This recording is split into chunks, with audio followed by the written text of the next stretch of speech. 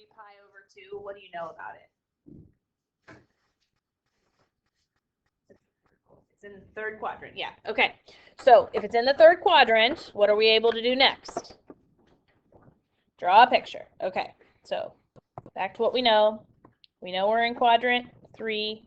So we're going to draw our picture in quadrant 3. And why is that not showing up on there? Hang on. I'm just going to do it on the bottom right corner of the screen here. All right, so quadrant 3, right angle on the x-axis. Our x is our angle that's near the origin. And I know the tangent is 7/24. So tangent is what two sides of our triangle? Opposite and adjacent. And this is actually a Pythagorean triple, or you could use your Pythagorean theorem, 7 squared plus 24 squared. And then take the square root of it. Anybody know what the missing side is here?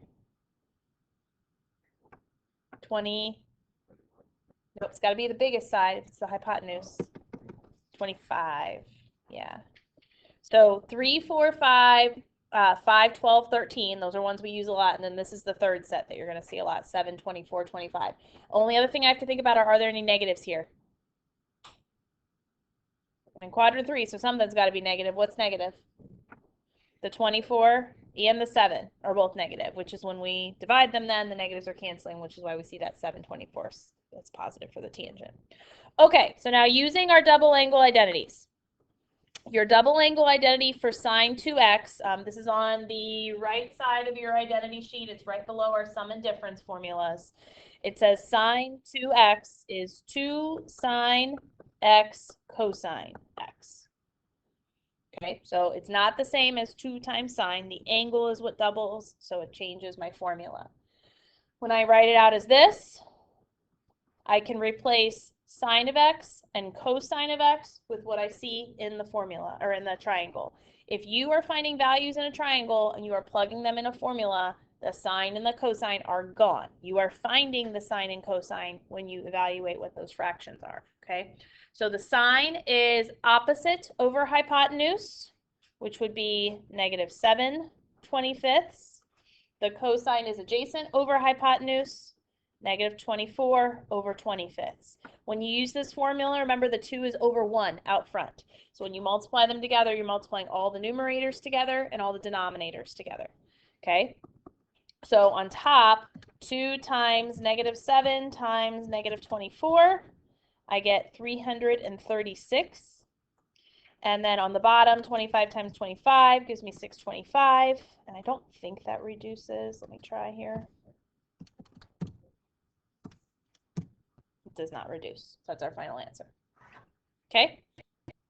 All right, cosine 2x. When you look at your identity sheet, cosine 2x actually has 3 different versions of it. And this was part of the video yesterday that they're really just one Pythagorean identity away from the other. So you can choose to use any of the 3 for cosine 2x. If it's me, if I'm doing a problem where I have to plug something in, I'm going to choose one of the cosine identities that only has either the sine or the cosine in it, but not both, because it's less stuff that I actually have to calculate. So again, just like less likelihood of making a mistake. So I'll use the one at the bottom. It's 1 minus 2 sine squared. Okay, but again, but any of the other ones will work just as well. Again, I can find the sine of x and plug it in there. And when I plug it in, the sine is gone. So sine, we already figured out from the triangle, opposite over hypotenuse. Negative 7 over 25.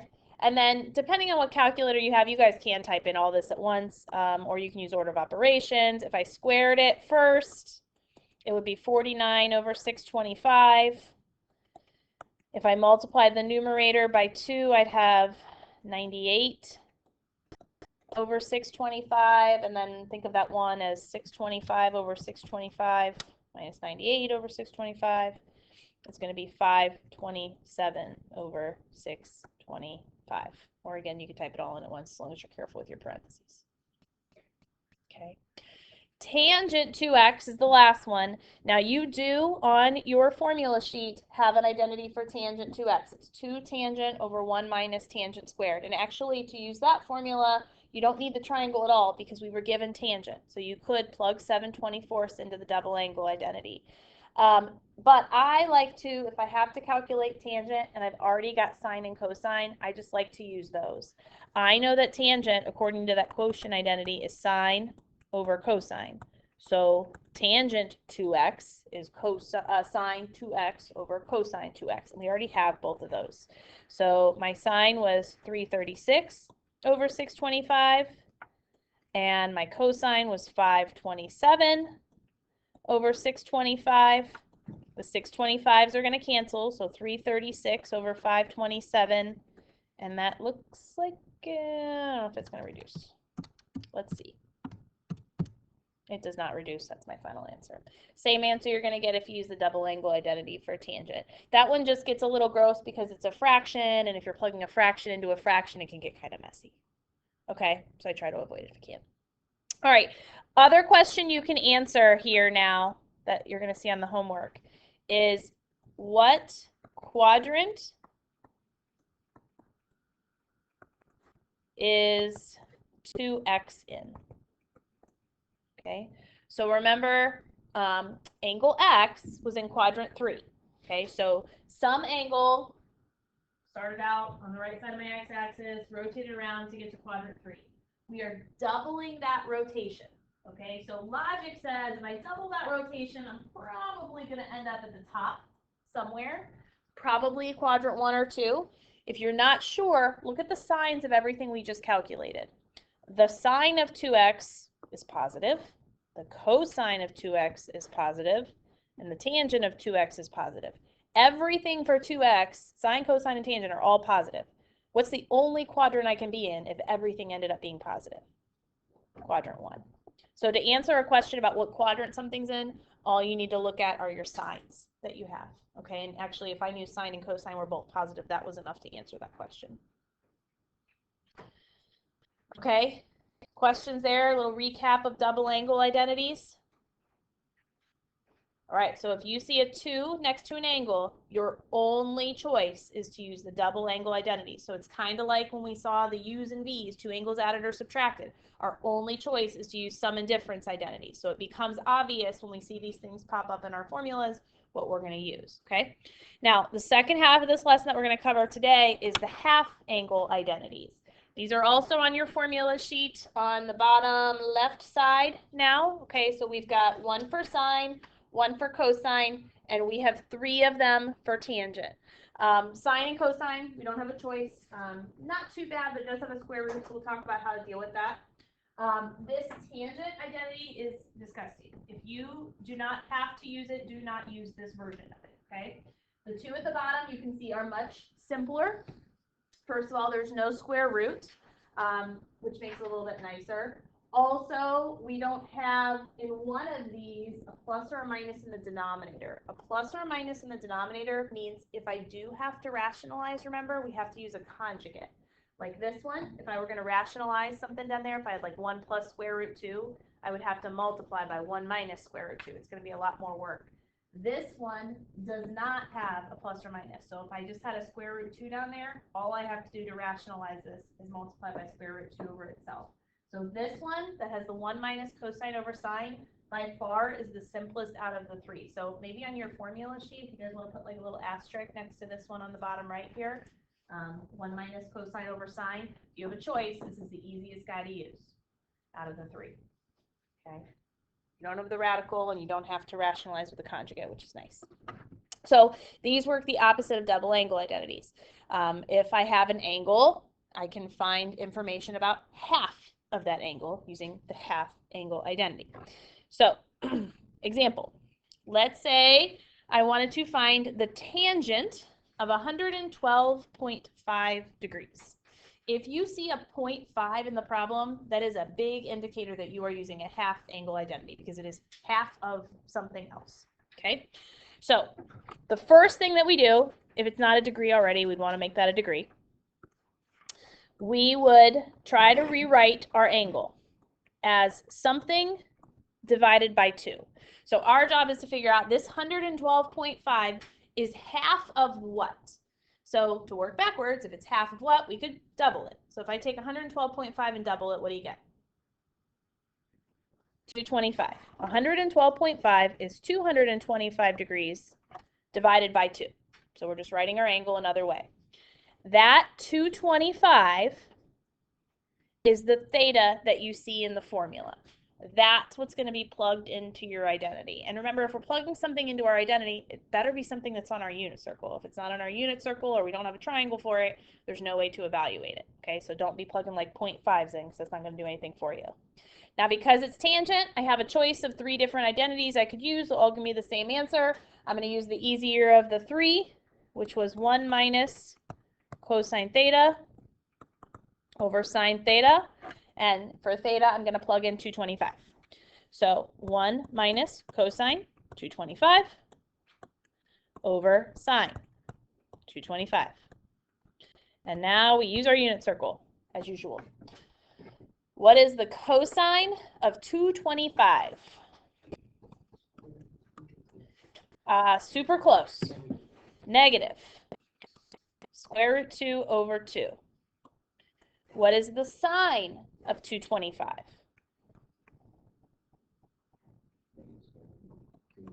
Also, negative square root 2 over 2. If I simplify that a little bit, I get 1 plus square root 2 over 2 on top, negative square root 2 over 2 in the bottom. Okay, that's our answer. We're just going to make it a little prettier now with the type of numbers we're seeing. So number 1, we don't want fractions inside of a fraction. So what can I multiply by to get rid of those little 2's in the denominator? What can I multiply by to get rid of a denominator that I don't want? Not the reciprocal. Although that would maybe work. That's no, you're still going to get a radical in the denominator. Just multiply 2 on the top and bottom. Multiply by the denominator you don't want through the fraction. Okay, so if I multiply by that on top, distribute it through the top, I'm going to have 2 plus square root 2. If I multiply it in the bottom, I'm just going to have negative square root 2. And now I have a radical in the denominator. How do I get rid of that radical? Rationalize it, multiply by, see if I can move that over a little bit, give myself a little bit more room. There we go, that'll work. What am I going to multiply by? Yep, and actually if you want, if you don't want a negative in the denominator, you could multiply by negative square root 2 over 2 as well. Either one works, okay? Again, distribute it through the top and the bottom. So this is just rationalizing it. If I distribute it through the top, I have 2 square root 2 plus rad 2 times rad 2 is 2. Through the bottom, I have negative square root 2 and positive square root 2, which is negative 2. And then everything in my fraction is divisible by 2. So my final answer is, actually I can divide by negative 2 even, make it a little better, get rid of that negative in the denominator, divide everything by negative 2, I get negative square root 2, negative 1, and then denominator will be a positive 1. These problems you can check, just like all the other ones we were checking. You can type your original answer, original problem in degree mode in your calculator, get a decimal, type your answer in degree mode, get a decimal, make sure the decimals match. Okay, so a lot of this is pretty straightforward. Use the formula, plug it in, use your unit circle. There's just a little bit of simplifying at the end with the radicals and the fractions. Okay, but nothing we really haven't seen before with that stuff. Okay, the next one is cosine of negative 3 pi over 8. I'm going to give myself a blank slide so I have some room to work here. Let's see, there we go. Cosine of negative 3 pi over 8. Okay. How about we make this a degree first? What do I multiply by?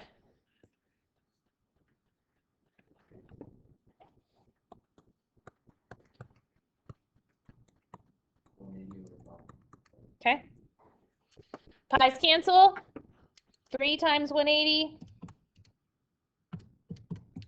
over 8 gives me, will be a negative 67.5 degrees.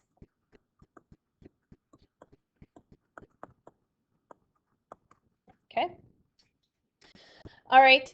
I don't love negative angles here, so I'm going to get rid of that negative. And here's how I'm going to do it. I'm going to use those even odd identities. We haven't used those a lot. Look back up at your fundamental identities where it says even odd, and I want you to find cosine. So when we talked about whether a function was even odd back in chapter 5, we looked at the graphs of them, and we found that cosine and secant were the only two functions that were even.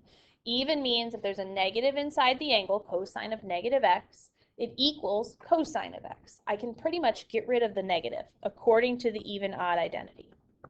If it's cosine or secant, you can drop the negative and it's equivalent. Now let's say it was like sine of 67.5, negative 67.5. Sine is an odd identity, so all you do with that negative is bring it out front of the function instead at the end. So that's the only difference. If it's even, you can leave the negative, goes away. If it's odd, you can just bring it out front. But either way, you don't have to deal with a negative angle, which is nice. All right, so 67.5 is half of what angle in our unit circle?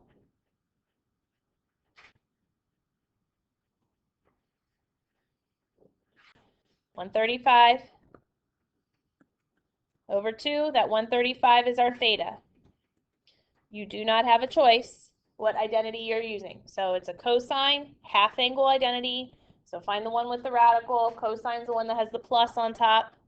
1 plus cosine of our angle, 135, all over 2. Okay, to figure out if it's a plus or a minus, you look at your original angle, and I'll look at the degree version of it here. Negative 67.5 is in what quadrant? Negative 67.5 is in what quadrant? Negative 67, I'd have to go down, right, from my positive side of the x-axis, so it's in quadrant 4. If you are a cosine in quadrant 4, are you positive or negative? Cosines in quadrant 4 are positive. So you can figure that out at the very beginning. So all you have to worry about is your original problem, what quadrant is it in, and which function do you have. All right, what is the cosine of 135 from your unit circle?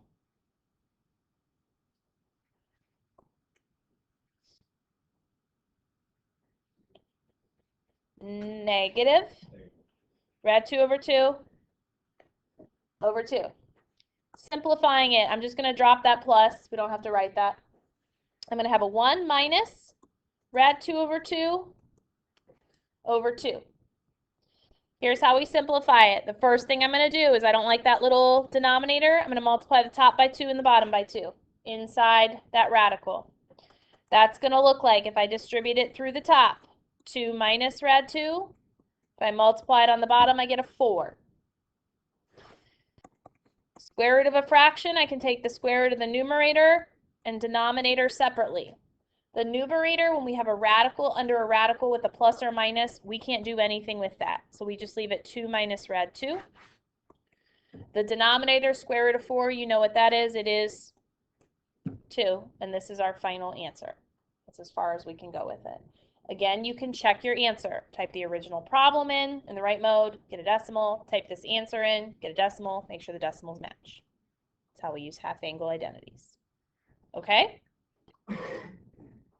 Questions on either of those problems, evaluating with half angles?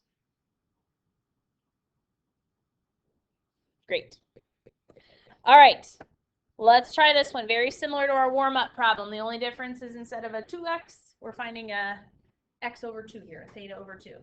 All right, so we are given that tangent of theta is negative 2/3, and theta is between pi over 2 and pi. We're going to find half angle identities for sine, cosine, and tangent. Starts out the same way as our warm-up. If we are between pi over 2 and pi, what quadrant are we in? Quadrant 2. Let's draw a picture. I'm just going to draw it in the bottom corner again. Quadrant 2. Here's my theta. And what do I know about theta? I know its tangent is negative 2/3. What sides do I label?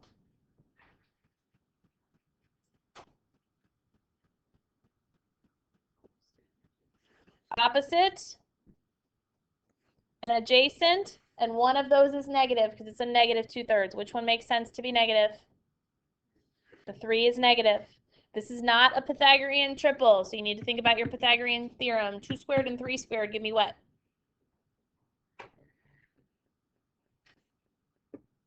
2 squared is 4, 3 squared is 9, add them together. 13. Square root of 13 doesn't break down. There's my triangle. Okay. Sine of theta over 2 is plus or minus square root 1 minus cosine theta over 2. From your triangle, can you tell me what the cosine of theta is?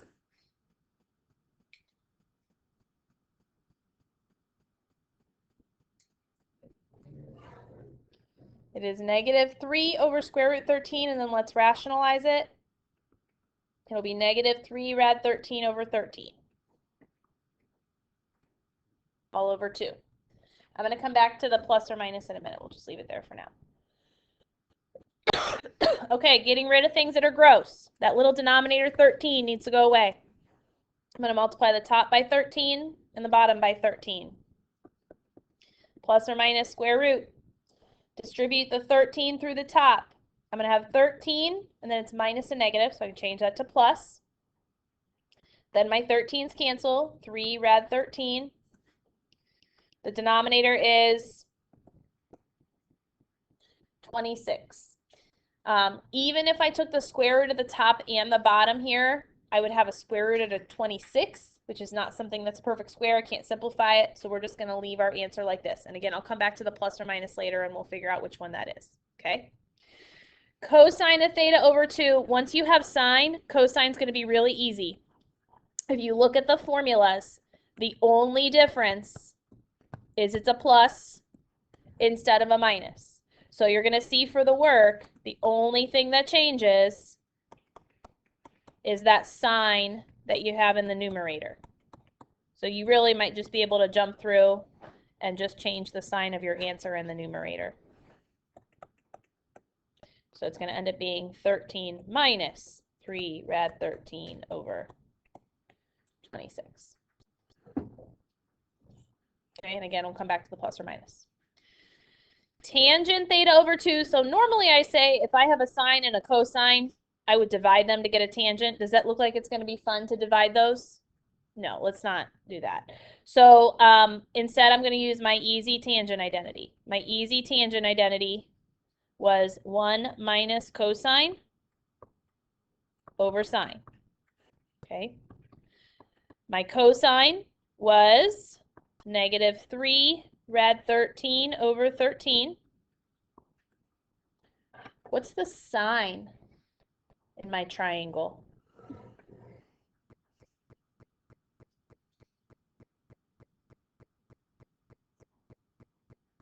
What's the sine in my triangle? 2 rad 13 over 13. Let's simplify. Multiply the top and the bottom by the 13s. 13 over 13. That gives me 13 plus 3 rad 13 over 2 rad 13. How do I rationalize this? What do I multiply by?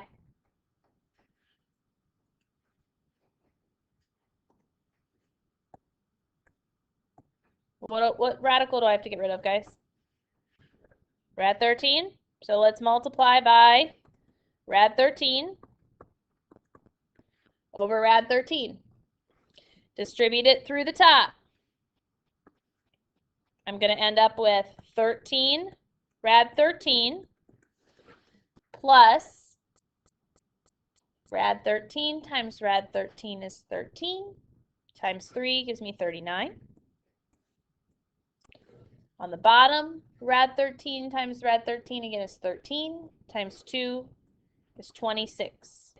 And everything there is divisible by 13. So final answer will be rad 13 plus 3 over 2 if I divide everything by 13. Now that one, I don't have to worry about a plus or minus because there was no radical. So back to my sines and cosines. To figure out what my sine and cosine are, whether they are positive or negative, we need to figure out what quadrant they're in. Here's what we knew to start. Theta was between pi over 2 and pi. I want to figure out where theta over 2 is located. If I can figure out its quadrant, I can figure out the sign of any function that I want. So all you have to do with this original statement is multiply everything by a half. So I'm going to end up with pi over 4, theta over 2, and pi over 2. So if theta is between pi over 2 and pi, half of that angle must be between pi over 4 and pi over 2. Well, pi over 4 is 45 degrees, and pi over 2 is 90 degrees. So if it's between 45 and 90 degrees, what quadrant is pi over 2 in? It's in quadrant 1, which means what's the sign on my first one going to be? Plus, and what's the sign on my second one going to be? Also a positive. It all falls back to, with those plus and minuses, what quadrant you are in. Okay. So nothing super crazy here. It's a lot of, again, stuff we've done. Drawing our triangles, filling in the values, rationalizing. Just kind of have some different formulas we're using it along with. Putting some things together here. All right. So last bit of this lesson then is just some applications of these half angle, double angle things. I'm trying to remember here. Did the video yesterday, did you guys do double angle proofs in the video yesterday? Yeah. I think. Yeah. Okay. They would be, if you didn't watch the video, one like this. Was that in the video yesterday? Yeah. I'm trying to remember what I skipped through when I did that. And then the one with the 3x, was that in the video yesterday? Yes. Okay, just want to double check so you guys have those. Okay, so let's do a couple proofs with half angle identities. Again, if you didn't watch the video, watch the video. All right, so let's say I have tangent of x over 2 equals sine of 1 plus, sine over 1 plus cosine. And I'm verifying the identity. If you have an x over 2, you look at your half angle identities. You don't have a choice. And tangent of x over 2, isn't this actually one of our identities? Yeah? We're done. This is a one-step proof. They're just asking you to recognize it. That's it. Look, easiest problem of the day. Isn't that wonderful? Of the unit. All right, let's try the next one. Sine of t over 2 plus cosine of t over 2 squared equals 1 plus sine t. Every year I have people that say, like, if I have a t and I don't want to use a t, can I change it to an x? Yes, if you write let t equal x. You can change everything to an x in this problem. That's optional. If that makes it easier for you, go for it. I'm not going to do that. Okay, so sine of t over 2. I don't have a choice. That is my half angle identity for sine, which is as follows. Plus or minus square root 1 minus cosine t over 2. Plus, my cosine is plus or minus square root 1 plus cosine t over 2. Notice I'm working with the more complicated sign. That 1 plus sign on the right there, that doesn't really give me a whole lot of anything to work with. Okay, so I have two things that are added together, and then there's a squared outside my parentheses. So what do I usually do with something like that? If I have two things that are added together and then squared, we FOIL. That's exactly what we're going to do. This is going to look nasty, but it's a lot easier than you think, I promise. Okay. If I FOIL, my first term is just this guy times itself. Okay, what happens when you multiply a square root times itself? Like if I multiply square root 3 times square root 3, it's just 3, and it's always a positive number. It doesn't matter what these pluses and minuses are, because if I multiply a negative times a negative or a positive times positive, it's always going to end up being positive. Or if I square it, it's always going to be positive. So if I multiply this guy times itself, I'm just going to get that fraction. And the same thing's going to happen for the last term. If I multiply this times by itself, I'm just going to get that fraction with no radical. Okay, so my first term is 1 minus cosine t over 2. My last term is 1 plus cosine t over 2. Everybody agree that the inside and outside terms, these guys multiplied together, I'm going to get the same thing twice. Okay, so I'm going to have 2 of the following. So now I've got to figure out what happens when I multiply this times this. Well, when you multiply a square root times another square root, you get a square root. Again, we're not concerned about the plus or minus. It's going to end up being positive. And when I multiply what's underneath, they're fractions. So I'm going to multiply numerators together and denominators together. My denominators, 2 and 2, are going to give me 4. What do you get when you multiply 1 minus cosine times 1 plus cosine? You guys have been doing that with your identities. What is that? 1, they're conjugates, right? 1 minus cosine times 1 plus cosine. 1 minus cosine squared. Okay? Let's simplify that little radical there. What is 1 minus cosine squared? It's sine squared. So I can think of this as sine squared, and I'm taking the square root of the numerator and denominator. Well, what's the square root of sine squared? Sine. And what's the square root of 4? 2. So that whole middle term is 2 sine over 2, which is sine. Okay, middle term done. Let's look at the 2 on the outside now. I have 1 minus cosine t over 2 and 1 plus cosine t over 2. What can I do with those?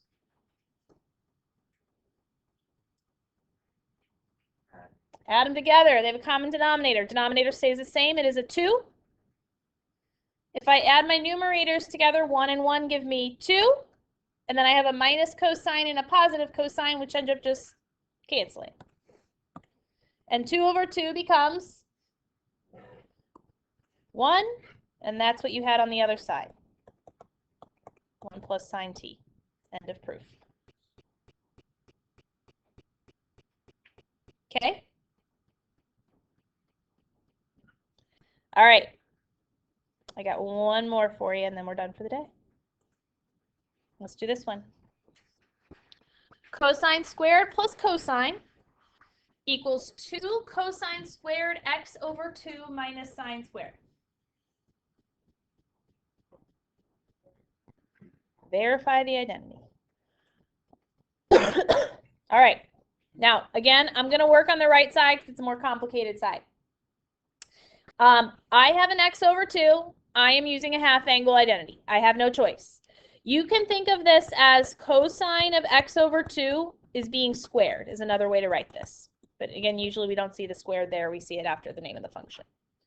All right, so the first thing I'm going to do is replace that parentheses with my identity. I do not have a choice. Plus or minus square root 1 plus cosine x over 2, and it's squared. Okay. What happens when you square square root? Cancels. Again, we don't really care about the plus or minus there. So it's going to be a 1 plus cosine x over 2 minus sine squared. Okay. Then what?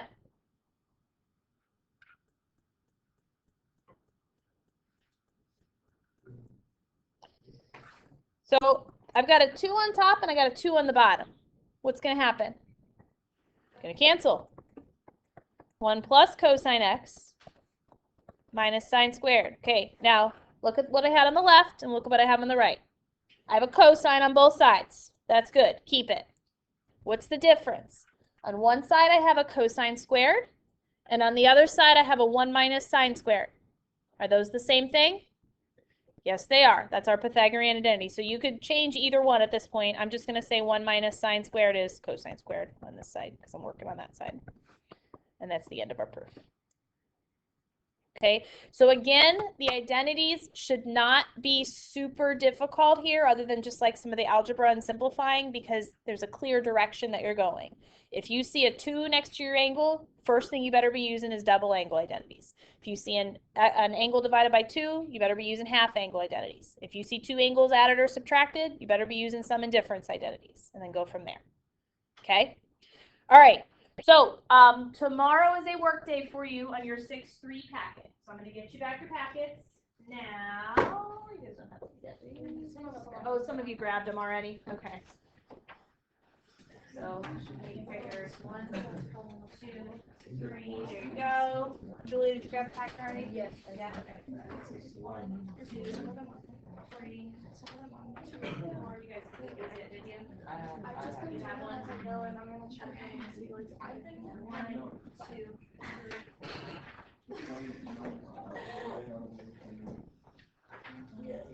Entertaining things to me. Yeah, that's entertaining. Oh my god. I'm sorry, I was missing. No, you can like sit back. I'm just like doing this like graphing though. That's okay. Sorry. Yeah. This one does. Look at the graphs. Some of them like are the same. So I know, it's so magical. You know, wrapping paper and draw your graphs on there. You're experimenting. Yeah. Oh, and you can even do dark. Yeah. I'm some pretty looking graphs. Okay, this packet and the 6-4 packet that you'll get on Friday are both due on Wednesday next week. And these are the last 2 packets of homework you have, okay? So 6-3 and 6-4 are both due Wednesday next week. Tomorrow is a work day, so take advantage of that. Watch the video tonight. How many times did I say that? Did I say that enough yet? Are we catching our hang yet? Okay, watch the video tonight if you didn't do that yet. Tomorrow, then you can get it, hopefully a good chunk of the homework done. And again, homework answers are up here if you want to check anything. Okay? Okay. I'll do self and lotto. That's it.